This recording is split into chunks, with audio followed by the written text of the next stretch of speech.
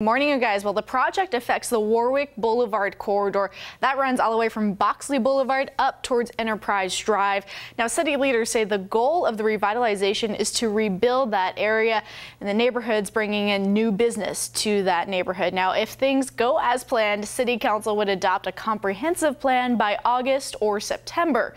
Then the Warwick Denbigh Area Plan would be added to that. And earlier this month, we spoke with a couple who's lived in the neighborhood since the 70s, plus the Assistant Director of Planning. Here's what they have to say.